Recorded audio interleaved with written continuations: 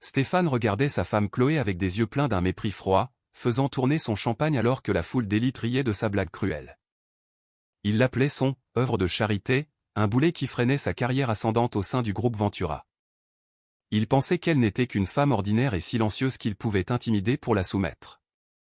Il pensait que ce soir était son soir de gloire. Mais Stéphane oubliait une chose. Il faut se méfier de l'eau qui dort. Dans exactement 1 heure, l'hôte de ce gala de luxe, l'homme que Stéphane voulait désespérément impressionner, monterait sur scène et lâcherait une bombe de vérité qui n'allait pas seulement ruiner la carrière de Stéphane, mais briser toute sa réalité. Stéphane était venu à la fête en se sentant comme un roi, mais il était sur le point de repartir sans rien. Le silence à l'intérieur de la Citroën DS de prestige était étouffant. Ce n'était pas un silence paisible. C'était le genre de calme lourd et pressurisé qui précède une tempête.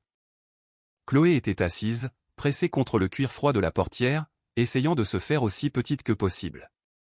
Elle lissa le tissu de sa robe bleu marine, une robe modeste de prêt-à-porter qu'elle avait achetée il y a 3 ans. Elle était propre, repassée et élégante d'une manière simple, mais comparée au néon clignotant de la ville qui défilait à l'extérieur, elle semblait terne. Stéphane était assis en face d'elle, faisant défiler furieusement l'écran de son téléphone.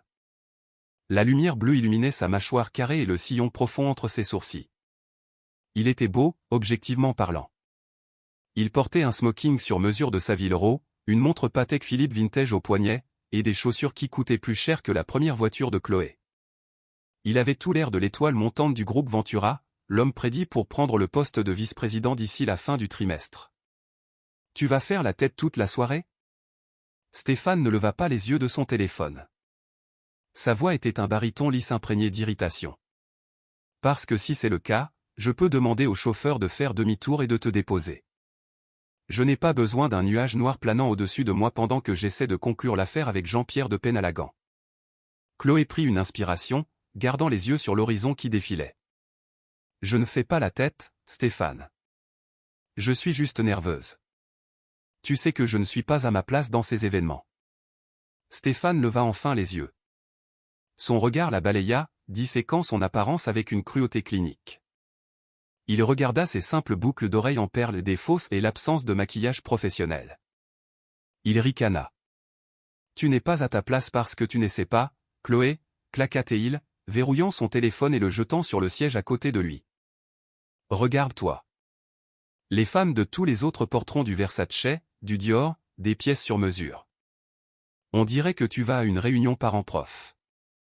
Je t'avais dit d'acheter quelque chose de nouveau. » « Tu as bloqué la carte de crédit, Stéphane, » dit doucement Chloé, sa voix stable malgré la brûlure dans sa poitrine. « Tu as dit que nous optimisions les actifs pour le nouveau portefeuille d'investissement. » Stéphane leva les yeux au ciel, un geste de patience exagéré. « C'est de la finance, Chloé. Tu ne comprendrais pas. Je m'attendais à ce que tu fasses preuve d'un peu d'initiative. Peut-être puiser dans ce petit compte d'épargne que tu as. Mais non, tu préfères m'embarrasser. As-tu la moindre idée de l'importance de ce soir ? Jean-Pierre de Penalagan est l'investisseur le plus insaisissable de la région. Si je l'impressionne, j'obtiens la promotion. Si j'obtiens la promotion, nous déménageons dans l'hôtel particulier. Mais s'il me voit avec une femme qui ressemble à ça, il va penser que je manque de goût et de jugement. » Il se pencha en avant, son eau de Cologne, un parfum musqué et piquant qui sentait autrefois la maison, mais qui sentait maintenant l'anxiété, remplissant l'espace entre eux. « Ce soir, tu n'es pas ma femme. Tu es un accessoire, et pour l'instant, tu es un accessoire bon marché. Alors, voici la règle. Tu ne parles que si l'on t'adresse la parole. Tu ne ris pas à tes propres blagues. Tu te tiens 3 pas derrière moi, tu tiens mon verre si j'ai besoin d'avoir les mains libres, et tu souris. Peux-tu gérer ça, ou est-ce trop complexe pour toi ? » Chloé croisa son regard. Il fut un temps où ses insultes l'auraient fait pleurer. Il y a 3 ans, lors de leur mariage, elle aurait supplié pour son pardon. Elle se serait excusée d'être trop simple, trop calme, trop ennuyeuse. Mais 3 ans d'érosion émotionnelle avaient laissé quelque chose de dur et d'irrégulier sous son extérieur doux. « Je peux gérer, Stéphane, » dit-elle. « Bien. » Il vérifia sa montre. « Et arrange tes cheveux. Une mèche est détachée. Ça fait désordre. » La voiture commença à ralentir. À travers les vitres teintées, l'entrée du château de Chêne-Vert apparut. C'était aveuglant. Des projecteurs balayaient le ciel et un tapis rouge s'étendait sur les marches massives en pierre comme une langue attendant de les avaler tout entier. Les paparazzi bordaient les cordons de velours, leurs appareils photo crépitant comme des orages. C'était le gala de l'Obsidienne, l'événement caritatif le plus exclusif de l'année organisé par le mystérieux milliardaire philanthrope Jean-Pierre de Penalagan. Stéphane ajusta ses boutons de manchette, son attitude changeant instantanément. La grimace disparut, remplacée par un sourire charmeur et travaillé. Il ressemblait au mari parfait, à l'homme d'affaires parfait.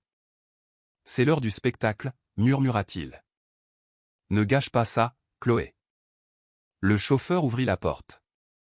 Stéphane sortit le premier, saluant quelques personnes qu'il ne connaissait même pas, se prélassant dans l'attention. Il n'offrit pas de main pour aider Chloé à sortir. Elle sortit seule, son talon accrochant légèrement le tapis moelleux, mais elle se reprit rapidement. Elle marcha à ses côtés, mais il orienta subtilement son épaule, créant une barrière physique entre eux. Il ne marchait pas avec elle. Il marchait près d'elle. Stéphane. Stéphane Delaunay. Une voix s'éleva de la foule d'hommes en smoking près de l'entrée. C'était Léo, un associé junior du cabinet de Stéphane, accompagné d'une femme dans une robe dorée scintillante qui était coupée dangereusement bas. Léo. Stéphane rayonna, serrant vigoureusement la main de l'homme. Content de te voir. Et Manon, tu es éblouissante comme toujours. Je suis Manon, une cadre marketing au groupe Ventura, qui, soupçonnait Chloé, avait travaillé tard avec Stéphane bien trop souvent ces derniers temps, afficha un sourire éblouissant et prédateur. Stéphane, arrête. Manon gloussa, touchant son bras avec une familiarité qui retourna l'estomac de Chloé. Tu es très élégant. Ce smoking est la perfection absolue. Elle jeta un coup d'œil à Chloé, son sourire diminuant d'une fraction, ses yeux la parcourant de haut en bas. Eh oh, Chloé, tu es là. Comme c'est pittoresque. Est-ce la même robe que tu portais à la fête de Noël en 2023 ? Stéphane laissa échapper un rire bref et sec. J'ai essayé de lui dire, Manon, certaines personnes n'apprécient tout simplement pas les belles choses. Elle est sentimentale ou têtue. Eh bien, c'est certainement courageux, roucoula Manon, passant son bras sous celui de Léo, mais gardant son corps tourné vers Stéphane. Entrons, dit Stéphane, coupant effectivement Chloé du cercle. J'ai entendu dire que de Penalagan est déjà dans le salon VIP. J'ai besoin de me faire voir avant que le vieil homme ne se fatigue. Ils se dirigèrent vers les portes massives en chêne, Stéphane et Manon discutant avec animation des projections trimestrielles et des ragots de bureau tandis que Chloé traînait derrière, le fantôme au festin. Lorsqu'ils franchirent le seuil de la salle de bal, l'ampleur de la richesse les frappa. Des lustres en cristal de la taille de petites voitures pendaient au plafond. Un orchestre jouait du Debussy dans un coin. Des tours de champagne défiaient la gravité sur des tables drapées de soie. Chloé prit une profonde inspiration. Stéphane pensait qu'elle était ici pour être son accessoire silencieux. Il pensait qu'elle était piégée. Mais alors que ses yeux parcouraient la salle, s'arrêtant sur le service de sécurité près des sorties arrière, son expression resta calme. Stéphane ne savait pas que l'invitation n'avait pas été adressée à M. Stéphane Delaunay est invité. Elle avait été adressée à Madame Chloé Delaunay est invitée. Stéphane avait juste été trop arrogant pour lire l'enveloppe avant de l'ouvrir. La salle de bal était une mer de cravates noires et de robes de créateurs, un kaléidoscope tourbillonnant de pouvoir et d'influence. Chloé sentit le picotement familier de l'anxiété, mais elle le refoula. Elle avait un rôle à jouer ce soir, juste pas celui que Stéphane lui avait assigné. Va me chercher un scotch, sec, et une eau gazeuse pour toi. Ne bois pas d'alcool. Tu deviens rouge et ça fait classe inférieure. Ordonna Stéphane, la regardant à peine alors qu'il scrutait la salle à la recherche d'une proie. Chloé marcha vers le bar. Le barman, un jeune homme avec une coupe de cheveux rasés sur les côtés, la regarda gentiment. Que puis-je vous servir, madame ? Un scotch sec et en fait, faitant un gin tonic pour moi, dit-elle, défiant l'ordre de Stéphane pour la première fois de la soirée. Ça arrive tout de suite. En attendant, elle observa la salle. Elle vit le PDG de Conquête Tech se disputer avec sa femme à voix basse près d'une sculpture. Elle vit l'héritière de la fortune Dupont pleurer silencieusement dans une serviette pendant que ses amis prenaient des selfies. L'argent n'achetait pas le bonheur, mais il achetait certainement de meilleurs costumes pour la misère. Lorsqu'elle revint vers Stéphane, il était en grande conversation avec un groupe d'associés seniors d'un cabinet rival. Manon était là aussi, riant bruyamment à tout ce que disaient les hommes, sa main posée nonchalamment sur l'épaule de Stéphane. Chloé tendit le scotch. Stéphane le prit sans un merci, ne rompant même pas le contact visuel avec l'homme à qui il parlait. Monsieur Dubois, un homme corpulent connu pour ses tactiques d'acquisition impitoyables. Ah, l'épouse est de retour, tonna Dubois, le visage rougi par le vin. Stéphane, vous étiez justement en train de nous parler du plan de restructuration. Oui, dit Stéphane en prenant une gorgée de scotch. L'efficacité est la clé. Il faut couper le gras. Si un actif n'est pas performant, on le coupe. C'est la même chose avec les employés, et franchement, il jeta un coup d'œil à Chloé avec un sourire en coin. C'est une philosophie que j'applique à tout. Pourquoi s'accrocher à un poids mort? Les hommes rirent. C'était un rire cruel de club de garçons. Voici Chloé. Stéphane la présenta d'un geste de la main, comme s'il présentait une exposition légèrement décevante. Elle était bibliothécaire. Pouvez-vous le croire? Elle passait ses journées à faire taire les gens. Ça lui va bien, vraiment. Elle n'a pas grand-chose à dire. Une bibliothécaire? Intervint Manon, sa voix dégoulinant d'une fausse douceur. C'est si mignon.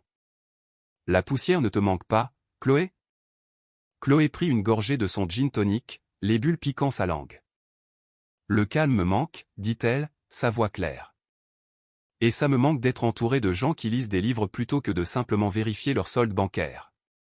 Le cercle se tut pendant une seconde. Les sourcils de Dubois se levèrent. La main de Stéphane se resserra autour de son verre. Son sourire ne vacilla pas, mais ses yeux se transformèrent en glace. Elle a un sens de l'humour unique, dit-il entre ses dents serrées, très sec, contrairement à sa personnalité. Il lui tourna le dos, la renvoyant effectivement de la conversation. Dubois, à propos de la fusion Penalagan. Chloé comprit le message. Elle s'éloigna, dérivant vers le bord de la salle. C'était sa vie maintenant.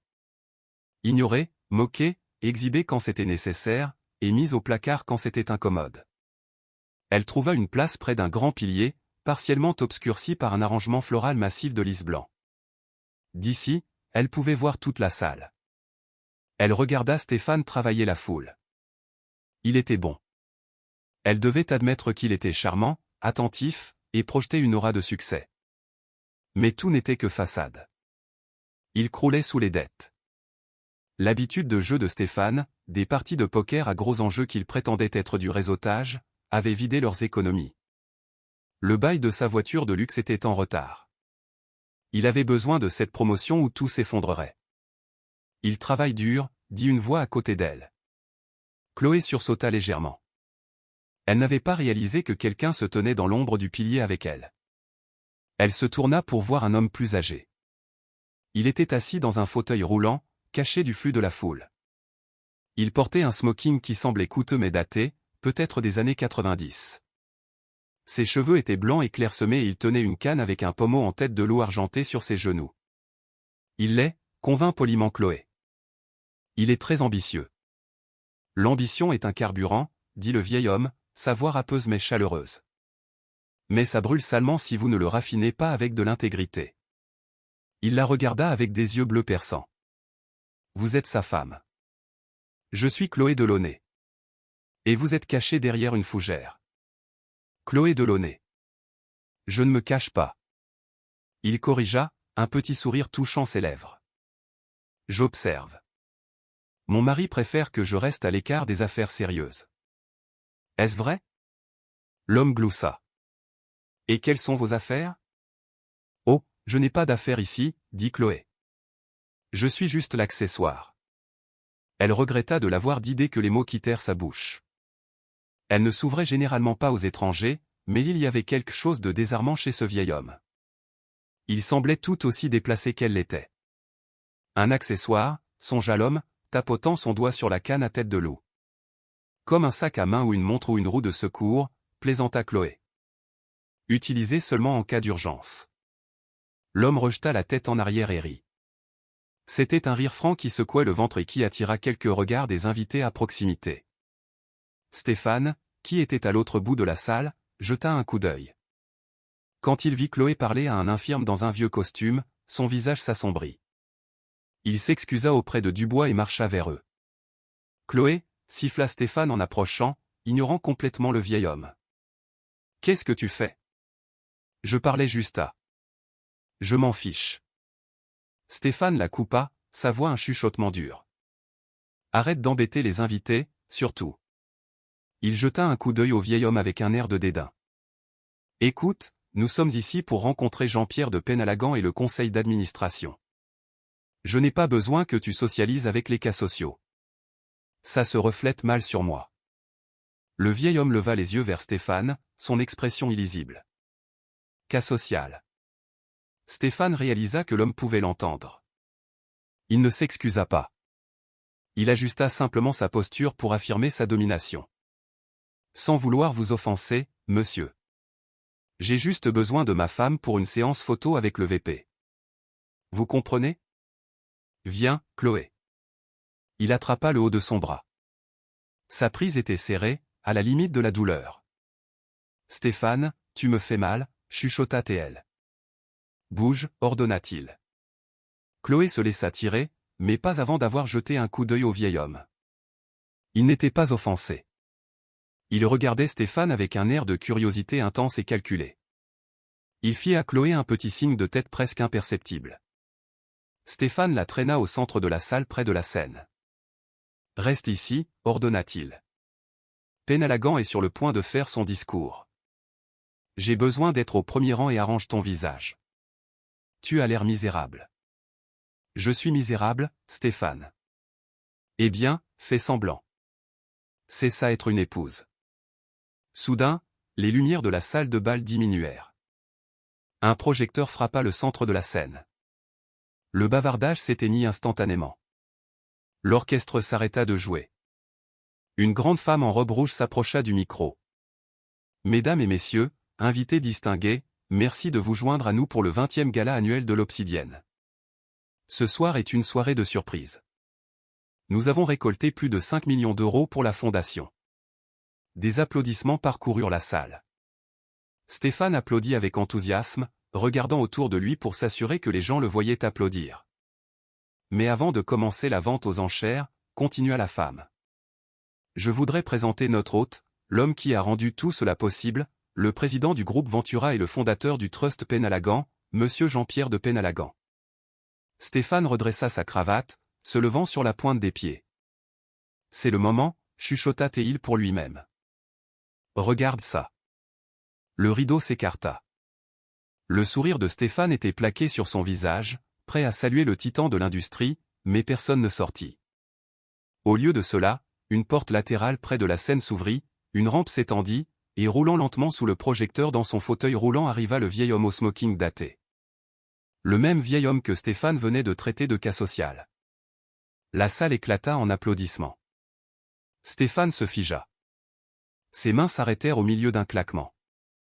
La couleur quitta son visage si vite qu'on aurait dit qu'il avait vu un fantôme. C'est. Bégaya Stéphane, sa voix tremblante. C'est le. C'est. Chuchota Chloé, un calme étrange s'installant sur elle, Jean-Pierre de Penalagan. Jean-Pierre roula jusqu'au centre de la scène.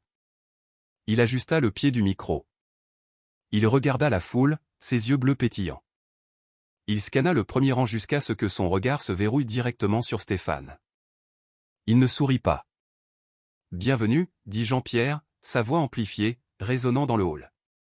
Je vois beaucoup de visages familiers ce soir, et j'en vois de nouveaux, certains très impatients. Stéphane déglutit difficilement, des perles de sueur se formant sur son front. Il ne se souviendra pas, marmonna Stéphane pour lui-même. C'était juste une seconde. Il ne se souviendra pas. Ce soir, continua Jean-Pierre. Je ne suis pas seulement ici pour demander de l'argent. Je suis ici pour faire une annonce concernant l'avenir du groupe Ventura. Comme beaucoup d'entre vous le savent, ma santé décline. Il est temps qu'une nouvelle génération prenne la barre. La panique de Stéphane se transforma momentanément en espoir. Le poste de VP, chuchota Théil. Il annonce le VP. J'ai passé les 6 derniers mois à observer mes employés, dit Jean-Pierre. Pas depuis la salle du conseil, mais depuis le terrain. Je regarde comment ils traitent leurs clients, comment ils traitent leur personnel. Il marqua une pause, ses yeux se plissant. Et comment ils traitent leur famille. Stéphane bougea inconfortablement. J'ai pris ma décision sur qui héritera de la participation majoritaire de mon entreprise, annonça Jean-Pierre. Des halètements remplirent la salle. Ce n'était pas juste une promotion. C'étaient les clés du royaume. Mais d'abord, dit Jean-Pierre, j'aimerais inviter un jeune cadre sur scène, quelqu'un qui croit fermement qu'il faut couper le gras et retirer les poids morts. Monsieur Stéphane Delaunay, voudriez-vous s'il vous plaît me rejoindre? Le projecteur pivota, aveuglant Stéphane. Oui. Siffla Stéphane, l'adrénaline prenant le dessus sur sa peur.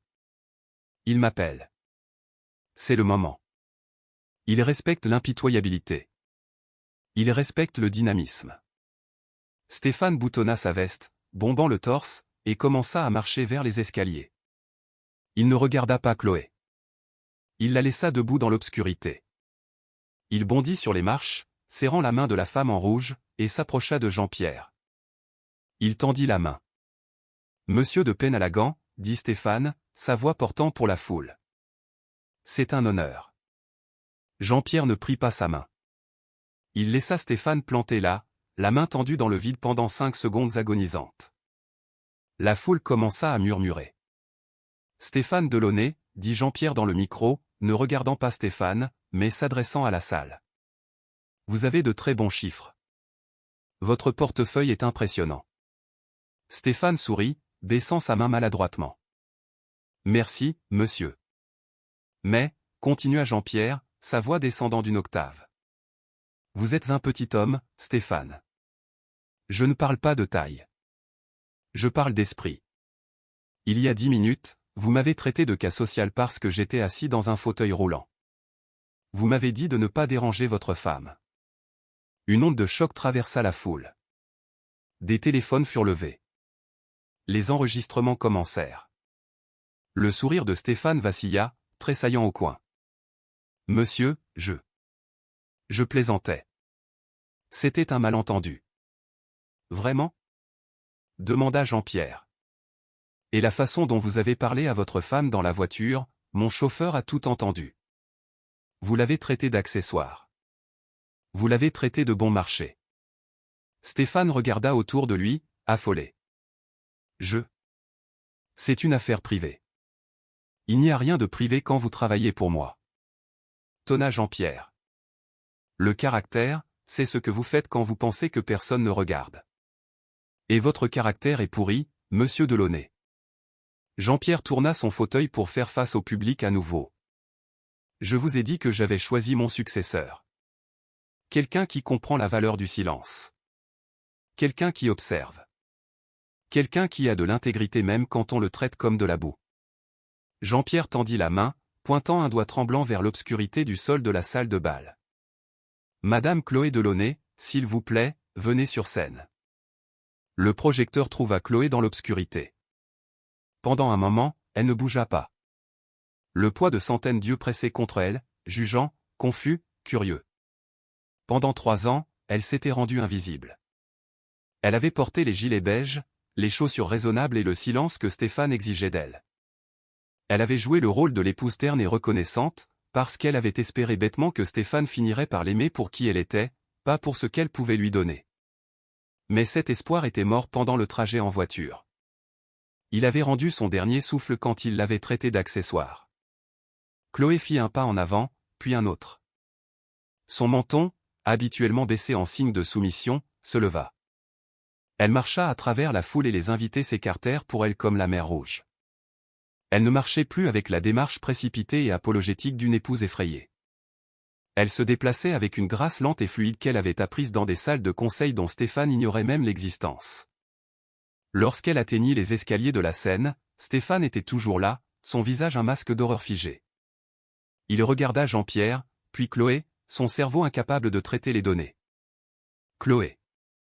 Chuchota Stéphane alors qu'elle montait les marches, sa voix se brisant. De quoi parle-t-il? Assieds-toi. Tu nous embarrasses. Il tendit la main pour attraper son poignet, un réflexe de contrôle. Ne la touchez pas. La voix de Jean-Pierre claqua dans les haut-parleurs comme un fouet. Stéphane tressaillit, retirant sa main comme s'il s'était brûlé. Chloé monta sur l'estrade. Elle ne regarda pas Stéphane. Elle passa devant lui, l'ourlet de sa robe bleu marine bon marché frôlant son pantalon de smoking coûteux, et se tint à côté du fauteuil de Jean-Pierre. Jean-Pierre leva les yeux vers elle, ses yeux s'adoucissant de fierté. Il tendit la main et prit la sienne, la main que Stéphane avait refusé de tenir. Mesdames et messieurs, Jean-Pierre s'adressa à la foule, sa voix retrouvant son acier. Vous me connaissez comme un homme sans famille, un homme qui a perdu son fils unique il y a 20 ans dans un accident d'avion. Vous pensiez que la lignée Penalagan s'arrêtait avec moi? Un silence tomba sur la salle. Même les serveurs arrêtèrent de servir. Je le pensais aussi, continua Jean-Pierre. Jusqu'à ce qu'il y a 3 ans, mon équipe juridique localise une jeune femme vivant dans un petit appartement, travaillant comme bibliothécaire pour payer ses cours du soir en administration des affaires. Une jeune femme qui avait les yeux de mon fils et la patience de ma défunte épouse. La bouche de Stéphane s'ouvrit. Il fixait le profil de Chloé. Chloé, dit Jean-Pierre en serrant sa main, est ma petite fille. Elle est la seule héritière du domaine Penalagan et l'actionnaire majoritaire du groupe Ventura. La salle explosa. Ce n'étaient pas des applaudissements cette fois. C'était une vague chaotique de halètements, de chuchotements et d'exclamations. Des verres furent renversés. Les téléphones furent tenus plus haut. Non. Bégaya Stéphane, reculant, secouant la tête. C'est impossible. Elle n'est personne. Elle est pauvre. Quand je l'ai rencontrée, elle mangeait des nouilles instantanées. Elle compte les coupons. Chloé se tourna enfin pour lui faire face. Elle prit le micro du pied, sa main ne tremblait pas.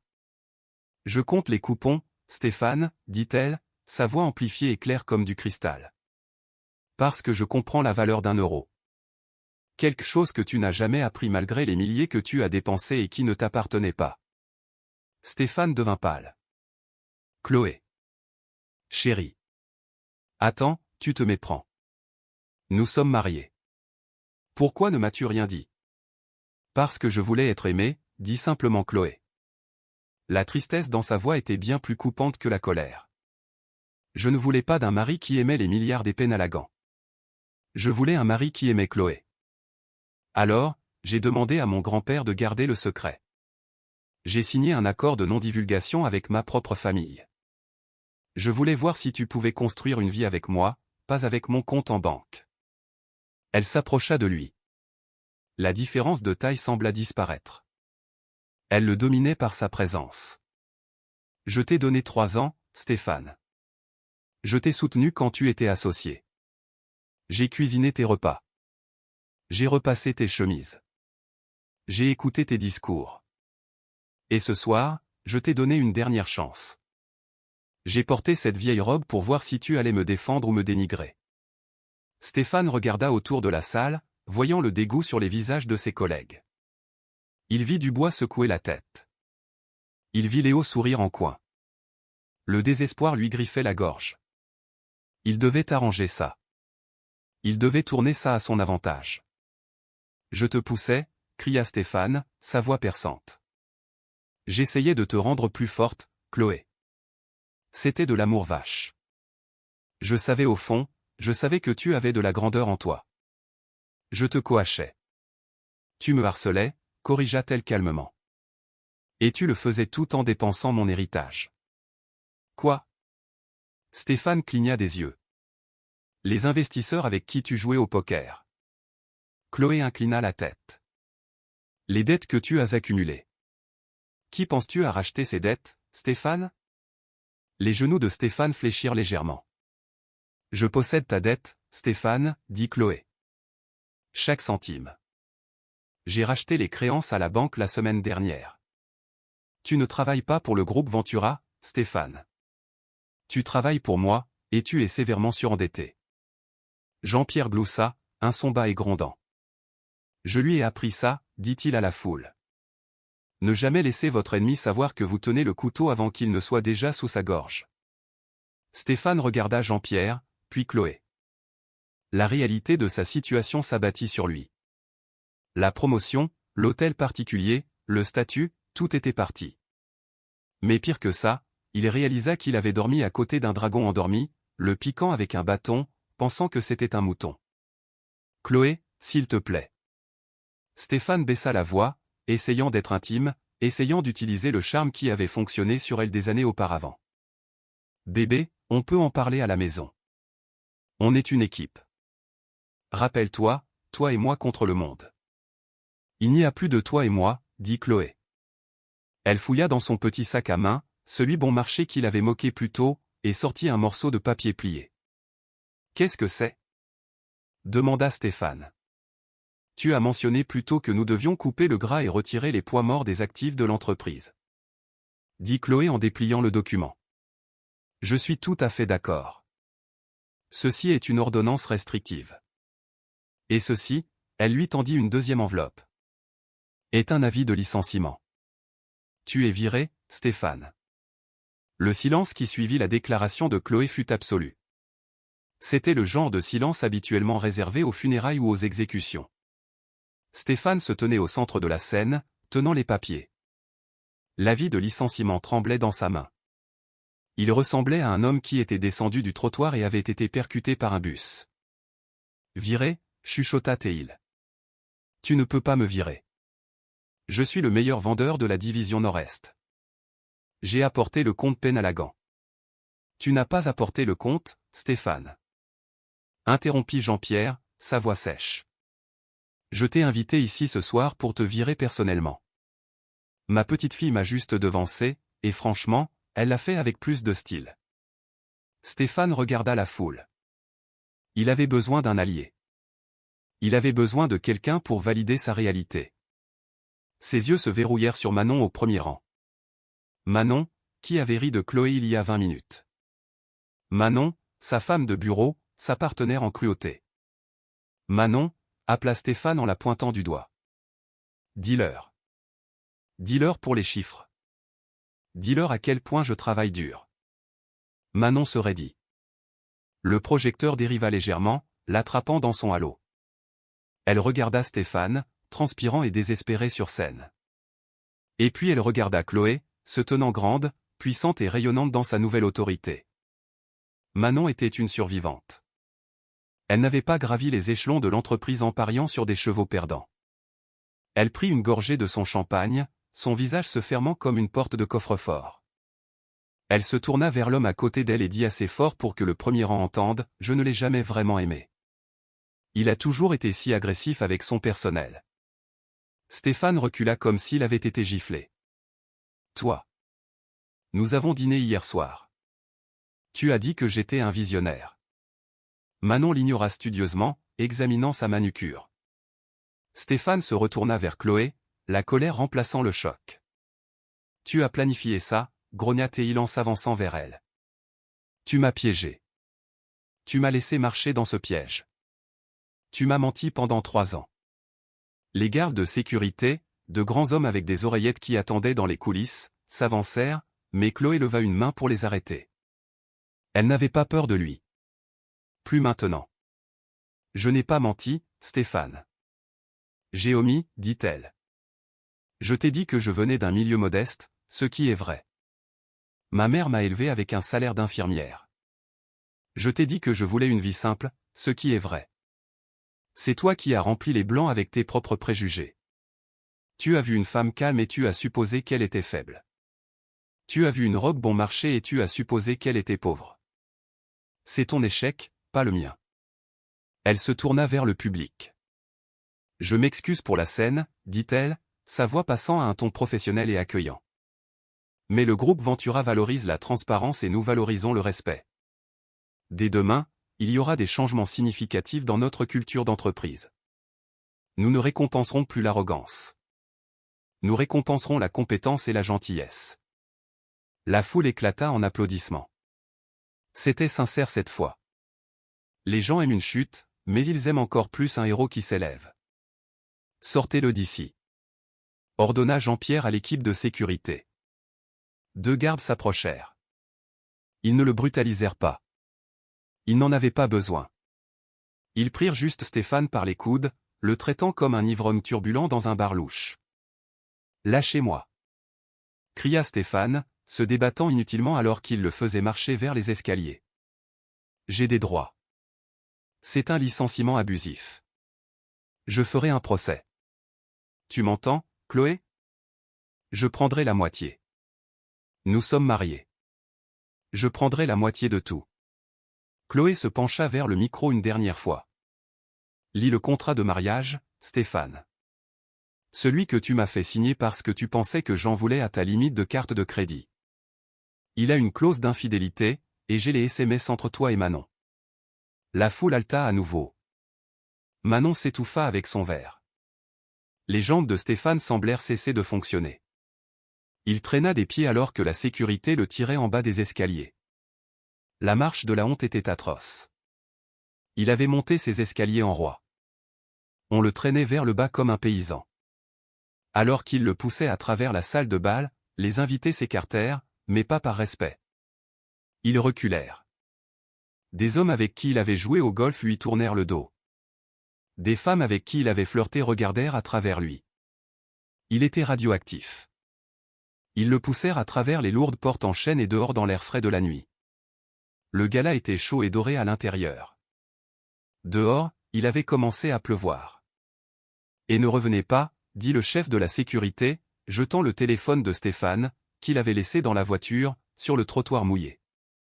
Stéphane trébucha, rattrapant son équilibre sur l'un des piliers en pierre. Il regarda les portes se fermer, coupant la musique et la lumière. Il était seul. Il se précipita sur son téléphone. L'écran était fissuré. Il composa le numéro de la seule personne qui pourrait l'aider.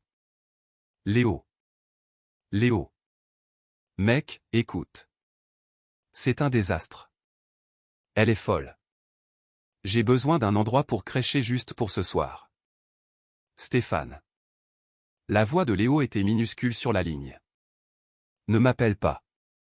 Sérieux, mec. Je passe en revue le mois prochain. S'il voit ton numéro sur mon journal d'appel, je suis grillé. Oublie ce numéro.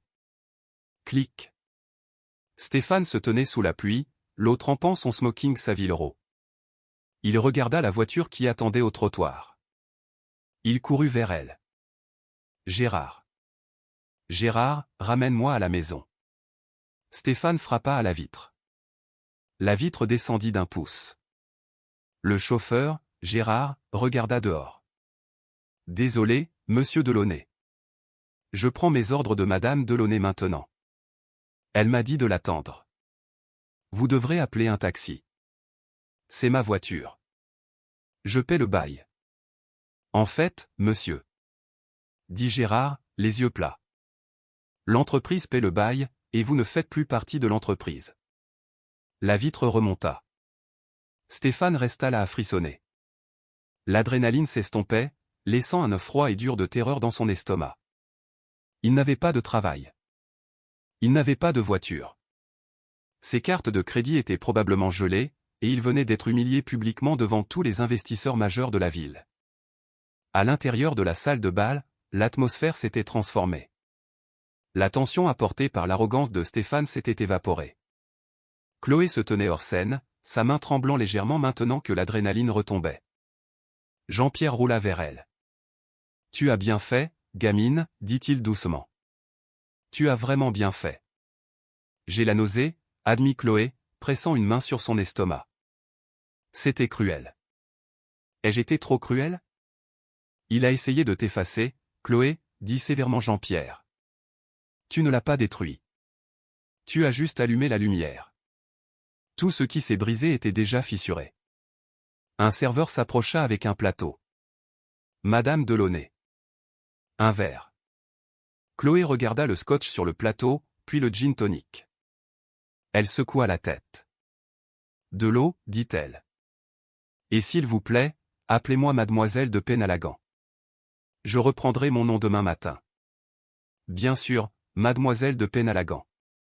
Alors qu'elle sirotait l'eau, un homme s'approcha d'elle. C'était Monsieur Dubois, l'homme que Stéphane avait tant essayé d'impressionner. Mademoiselle de Penalagan, dit Dubois, inclinant légèrement la tête, un signe de respect qu'il n'avait jamais montré à Stéphane. Je dois dire que c'était toute une performance. Votre mari, ex-mari, nous a tous dupés. Il s'est surtout dupé lui-même, dit Chloé. Je discutais de la fusion avec lui, dit Dubois, changeant de pied. Mais franchement, je ne lui faisais pas confiance. Il parlait trop. Vous, en revanche, vous écoutez. J'aime ça. J'aimerais programmer une réunion avec vous. Lundi matin. Chloé sourit. Ce n'était pas le sourire timide et soumis des 3 dernières années. C'était un sourire qui atteignait ses yeux, vifs et intelligents. Lundi semble parfait, Monsieur Dubois, mais apportez vos rapports d'audit. J'ai quelques questions sur vos frais généraux. Dubois rit, un rire nerveux et sincère. Je vois que la pomme n'est pas tombée loin de l'arbre. Va pour lundi. Alors que Dubois s'éloignait, Chloé regarda par la fenêtre.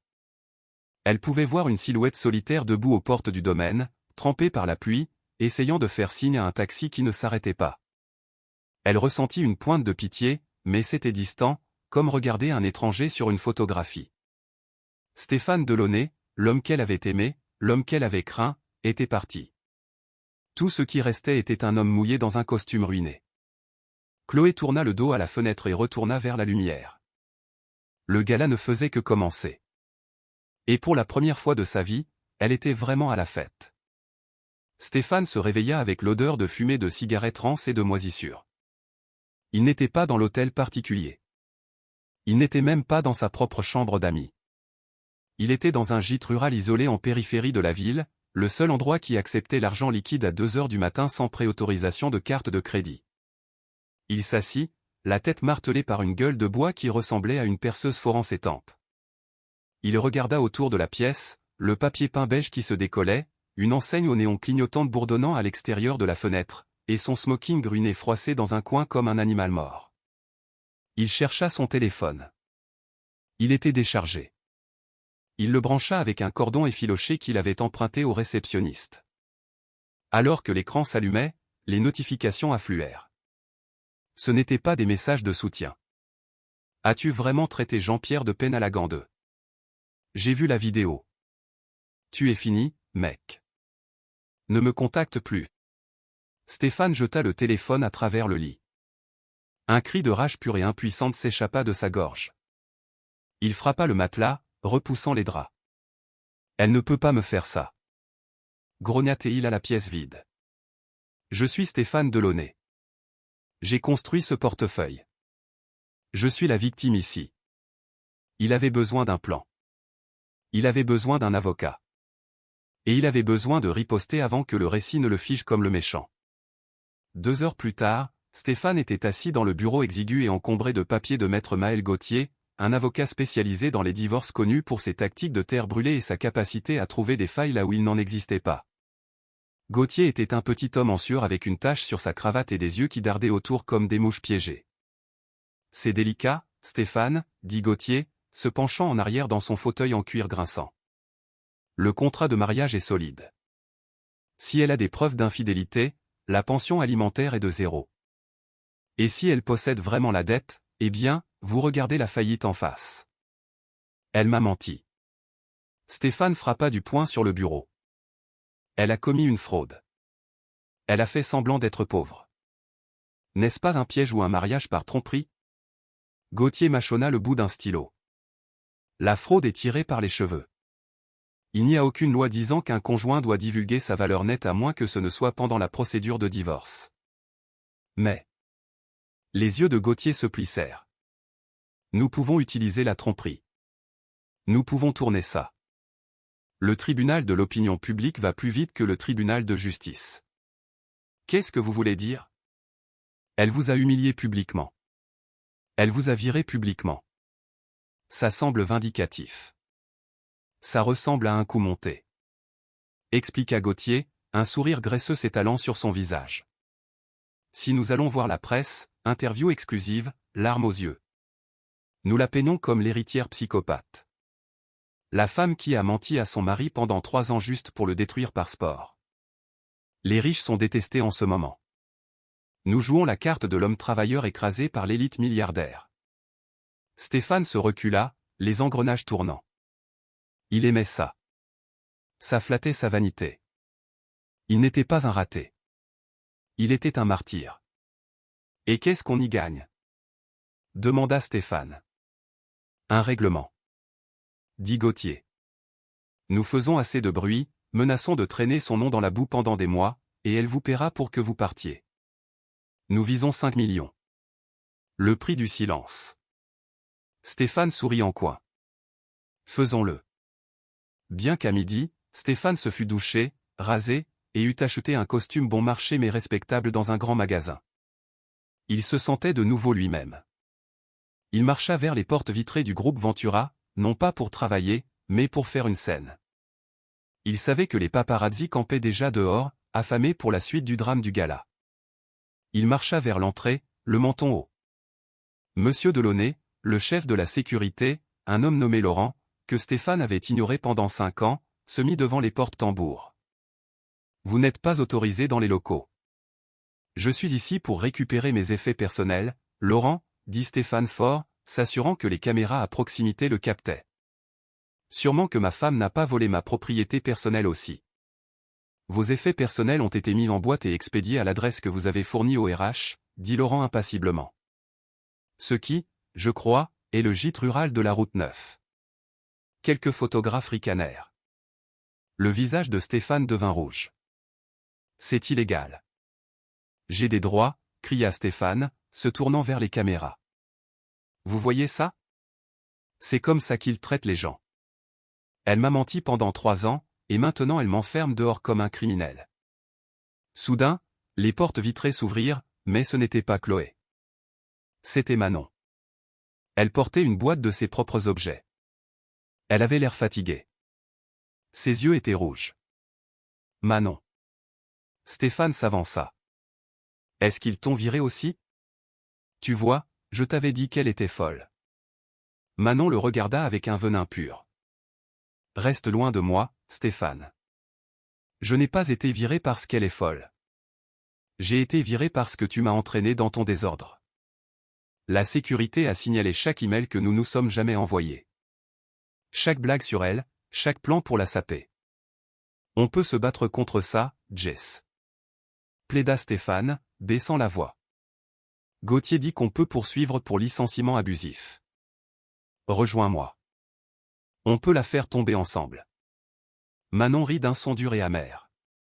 Tu ne comprends pas, n'est-ce pas? Elle n'est pas juste riche, Stéphane. Elle est compétente. J'ai vu les journaux d'audit avant de partir. Elle examine les comptes depuis ce matin. Elle sait tout. Tout. Stéphane sentit un frisson froid glisser le long de sa colonne vertébrale. Tout. Répéta Manon. Bonne chance, Stéphane. Tu vas en avoir besoin.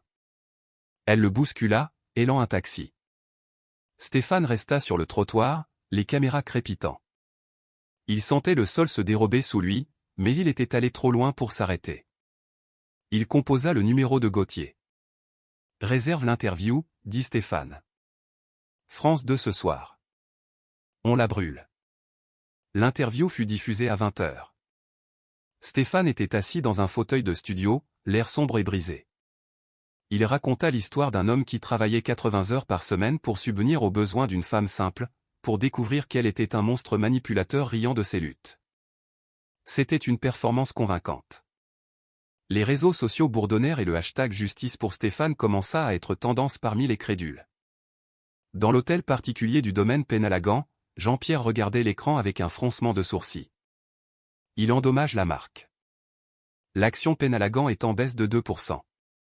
Chloé était assise à la table à manger, ignorant la télévision. Elle était concentrée sur une pile de documents financiers. Laisse tomber, dit-elle calmement. Il pense que c'est une bataille de divorce. Il ne réalise pas que c'est une enquête criminelle. Elle fit glisser un dossier sur la table vers son grand-père. Je savais que Stéphane avait des dettes de jeu, mais les maths ne collaient jamais.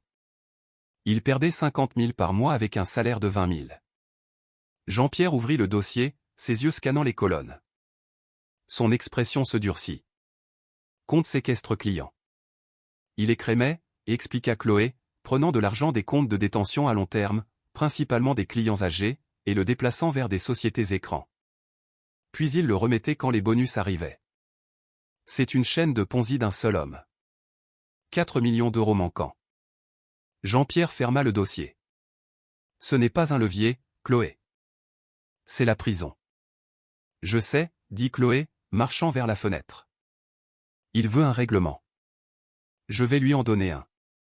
La réunion fut fixée pour vendredi matin. Stéphane arriva au groupe Ventura avec Gauthier, se sentant triomphant. Le blitz médiatique avait fonctionné. Il s'attendait à ce que Chloé fasse un chèque juste pour le faire taire.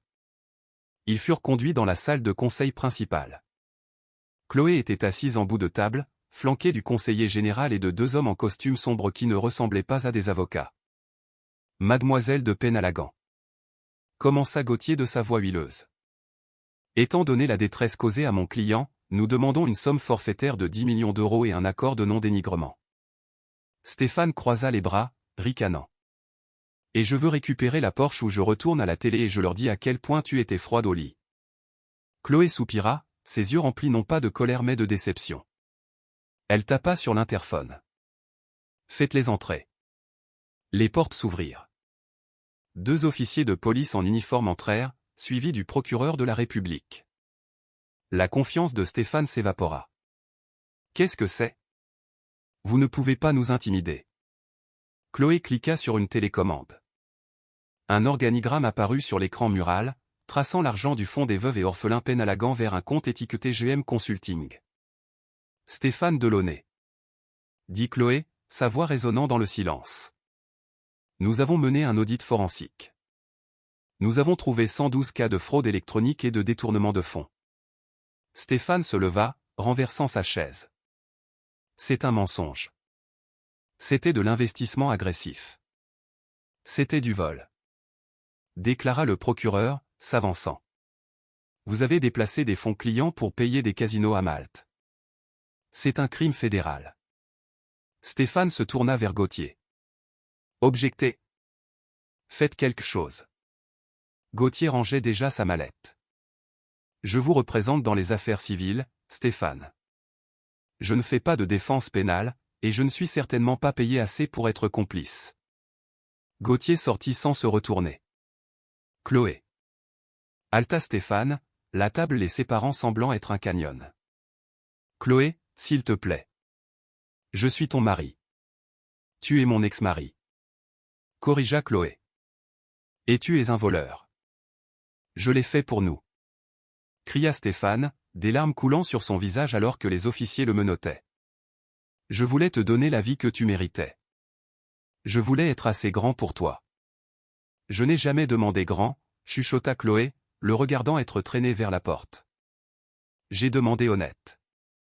Les portes se fermèrent, coupant ses cris. Chloé se tourna vers son conseil. Publier les preuves du détournement. Le récit change maintenant. 6 mois s'étaient écoulés depuis l'arrestation, et l'atmosphère au sein du groupe Ventura avait changé fondamentalement. La culture toxique de Boys Club était morte, remplacée par la transparence et les portes ouvertes.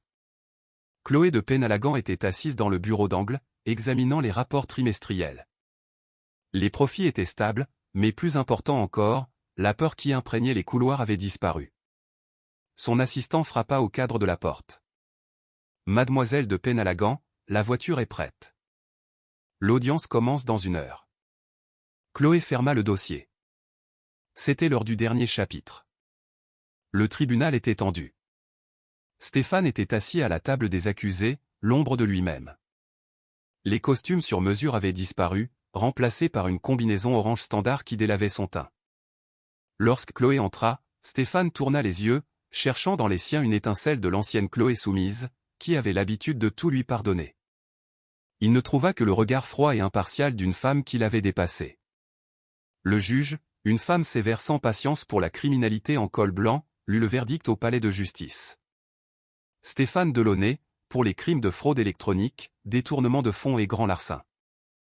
Cette cour vous condamne à 12 ans dans un établissement pénitentiaire fédéral. Il vous est également ordonné de payer une restitution d'un montant de 4,2 millions d'euros. Le marteau frappa, sonnant comme un coup de feu, mettant fin à une longue guerre. Stéphane s'affaissa. Il ne cria pas et ne supplia pas cette fois. Il regarda juste Chloé une dernière fois alors que les huissiers le remettaient sur pied. « Je suis désolé » articula-t-il silencieusement. Chloé le regarda partir. Elle ne ressentit aucun triomphe, seulement le profond soulagement d'un boulet coupé. Dehors, la presse attendait. Chloé se tenait sur les marches face aux caméras sans broncher. « Stéphane Delaunay a fait ses choix », déclara-t-elle fermement. « Mais le fonds de restitution a été entièrement sécurisé par le trust de ma famille. Aucun client ne perdra un centime. Justice a été rendue. Maintenant, nous retournons au travail. » Un an plus tard, le château de Chêne-Vert était illuminé pour le 21e gala annuel de l'Obsidienne. Chloé se tenait en haut des escaliers, accueillant les invités. Elle portait une superbe robe vert émeraude, rayonnant d'une confiance absolue qui attirait tous les regards. Jean-Pierre de Penalagan roula à ses côtés, paraissant fragile mais fier. « J'ai entendu dire que tu as récolté 8 millions avant même l'ouverture des portes. » Jean-Pierre gloussa. « Tu es dangereuse, ma chère. J'ai appris du meilleur. » Chloé sourit. À l'intérieur de la salle de bal, Chloé scanna la foule et repéra un visage familier près des tables d'enchères silencieuses. C'était Manon. Elle ne portait pas de robe voyante ni ne sirotait de champagne. Elle portait un simple tailleur noir, travaillant à l'événement en tant que coordinatrice.